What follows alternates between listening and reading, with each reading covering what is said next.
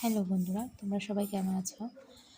আজকে আমি তোমরা লেগা অনেক দিন পরে একটা ব্লগ নিয়ে আইছি। আর যদিও আমার প্রত্যেক দিন ব্লগ দেওয়া সম্ভব হয় না, কারণ আমার বাচ্চা ছোটো, এটা তো তোমরা জানো। তো আমার ব্লগ দেওয়া প্রত্যেক দিন সম্ভব হয় না। অনেক দিন পর পরে ব্লগ দিই, অনেক দিন বলতে 2-3 দিন পর পরে ব্লগ দিই। তো এদিকে আমি পূজা টুজা দিয়ে রাখতেছি সকালবেলা স্নান করে, কারণ আমরা আম্বাবুচির উপলক্ষে আবার সবাই মিলা সিঁদুর টিঁদুর খেলুম আজকে, ওইটাই তোমরা লোকে শেয়ার করো। আর মাতের বাড়িতেও গেছি, এটা যদিও গতকালকে ব্লগ আসলো, আমি গতকালকে এটা আপলোড দিতে পারছি না। তো এর লেগে আজকেই দিছি, একটু লেট হয়ে গেছে গা ব্লগটা দিতে দিতে। তো এদিকে আমি ফটো টুটো দিয়ে লেছি, সকালবেলা ফটো টুটো দেওয়াটা শেষ। আমরা সবাই স্নান টান করে গেছি, মামনি স্নান টান করে গেছে। তো মামনি যদিও দেরি হয়ে গেছে একটু, তো বাবা আবার একটা জায়গায় যাবো, তো বাবার জায়গায় রান্না করে গেছে। আমি একটু পূজা টুজা দিয়ে লিখতেছি। তারপরেও মাঝখান দিয়া পূজা দিয়ে এসে আমার করতেছে যে পূজা দিয়ে এলো, তারপরে যাবো হইয়া বসায় রঙ কাপড় দিতেছে। তো এদিকে দেখো দুপুরবেলা আমরা সবাই মিললাম সিঁদুর খেলতেছি। তো ওদিকে আমার মাসিমণি আছে, এটা কিন্তু আমার একটা ফ্রেন্ড করতে পারো, আবার পাড়ার যাও। তো আমরা সবাই মিলে সিঁদুর খেলে লেতেছি। আর পাশের আমি সব বাড়িতে যাওয়া সম্ভব হয়েছে না, তো আমি 1-2 জনের বাড়িতেই গেছি, যদিও ব্লগের মধ্যে দেখানো হয়েছে না, কারণ আমার সম্ভব না মা বুড়ি ফালিয়ে যাওয়া। তো এর লেগে আর বেশি দূরে গেছি না, সবার বাড়িতে যাওয়া সম্ভব হয়েছে না। এই কয়েকজন মিলা গেলেছি। যদিও গতবার অনেক আনন্দ করছিলাম, মানে সবার বাড়ি বাড়ি গেছিলাম, এটা এবার আর সম্ভব হচ্ছে না। আর গতকালকে মাতার বাড়ি তো গেলাম, কিন্তু মাতার বাড়ি যাওয়ার কোনো প্ল্যানই আসলো না প্রথমে। তারপরে হঠাৎ করে বিকালবেলা গেছি মাতার বাড়ি, আমি, আমার হাজব্যান্ড আর বদ্দি ভাই সব আমরা গেছি কিছুক্ষণ সময় লেগে।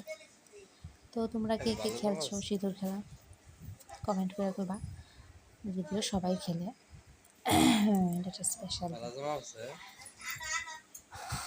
তো এদিকে সিঁদুর খেলা আমরা শেষ। এই দেখো, এটা কিন্তু আমার বান্ধবী,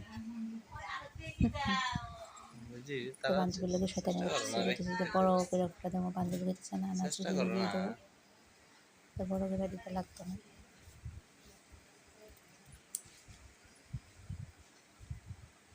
তো আমরা সিঁদুর টিঁদুর দেওয়া শেষ, গল্প করতেছি। এই দেখো কত ডিটেল দিছি, ডিটেল কম করে দিতে, তারপরে কত ডিটেল দিচ্ছি।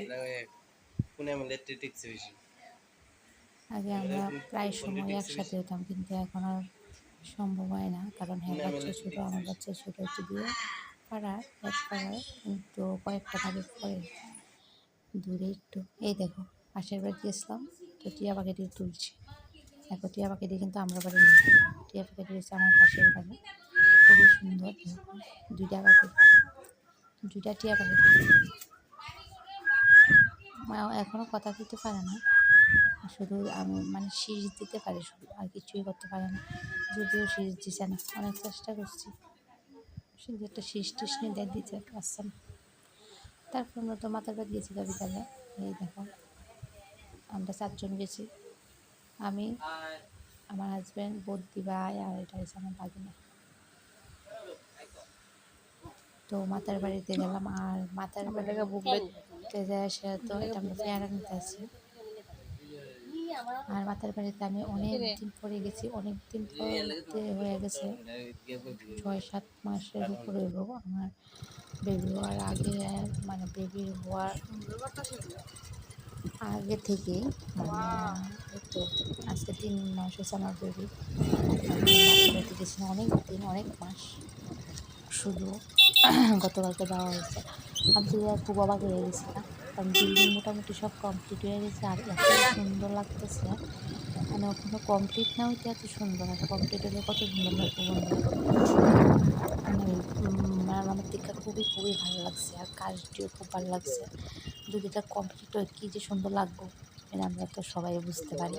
আর সবচেয়ে বেশি ভালো লাগছে দেখো, দর্শনার্থীরা যে লাইন ধরে সেরা মার মন্দিরে যাইব, মানে ভোগ নিয়ে যাইব।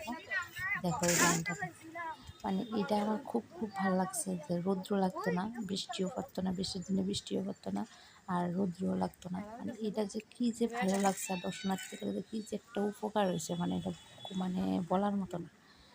আগে তো খুব রৌদ্র দিয়া সেরা লাইন ধরতে লাগতো, কত লম্বা লাইন ধরতে লাগতো, রৌদ্র দিয়া বৃষ্টি দিয়া, মানে সব ভিজা যেত। কিন্তু এবার যে সব কিছু যেমন তেমন লম্বা লাইন এলো, বোরিংও লাগতো না, বিরক্ত লাগতো না, কারণ মাথার উপরে রৌদ্র লাগতো না, বৃষ্টিও পড়তো না। এটা হচ্ছে সব কিছু বড় ভালো লাগছে আমার।